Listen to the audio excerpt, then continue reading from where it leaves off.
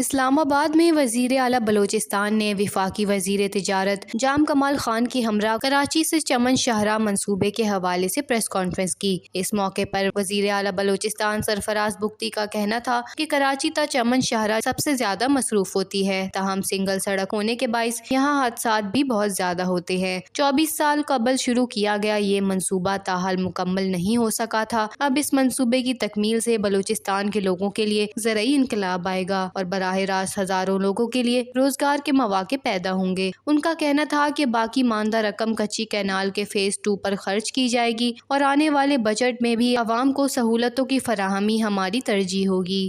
Press conference میں مہرنگ بلوچ کے حوالے سے سوال پر وزیر اعلیٰ نے کہا کہ عدالتیں فیصلہ کریں گی کہ مہرنگ بلوچ کے مقدمات کا کیا کرنا ہے۔ آپ یہ دیکھیں کہ پہلی بار بلوچستان میں ترقیاتی اسکیموں میں 80% اضافہ کیا گیا ہے اور ان کے لیے جاری ہونے والی رقوم بھی تاریخی سطح پر ہیں۔ ان کا مزید کہنا تھا کہ سردار اختر مینگل سمیت بلوچستان کے تمام لوگوں کو احتجاج کا حق حاصل ہے، تاہم حکومت طے کرے گی کہ آپ کو احتجاج کس مقام پر کرنا ہے، جبکہ یہ دیکھنا بھی ضروری ہے کہ احتجاج کس مقصد کے لیے کیا جا رہا ہے۔ ہم دہشت گردوں کے حامی بن کر احتجاج کرنے کی اجازت نہیں دے سکتے۔ وزیر اعلیٰ بلوچستان کا کہنا تھا کہ ہم بلوچستان سے اسمگلنگ کا خاتمہ کر کے تجارت کی حوصلہ افزائی کریں گے اور لوگوں کو اسمگلنگ سے نکال کر کاروبار کی جانب راغب کریں گے۔ پاکستان کی ترقی بلوچستان سے شروع ہوگی، تاہم جب ترقی کا آغاز ہونے لگتا ہے تو دشمن حرکت میں آ جاتے ہیں۔ ہم نے تمام شاہراہیں کلیئر کر لی ہیں اور ہم اس بڑے چیلنج سے نبردآزما ہونے کے لیے اپنی تمام تر صلاحیتیں بروئے کار لانے کے لیے بھی تیار ہیں۔ دوسری جانب وفاقی وزیر تجارت جام کمال نے پریس کانفرنس میں کہا کہ بعض لوگوں کو پاکستان اور بلوچستان کی ترقی ہضم نہیں ہو رہی۔ وزیر اعظم شہباز شریف نے ہمیشہ بلوچستان کو ترجیح دی۔ وزیر اعظم اور تمام اسٹیک ہولڈرز ملک کی بہتری کے لیے کام کر رہے ہیں۔ ہم نے مل کر ملک میں یکساں ترقی کو فروغ دینا ہے۔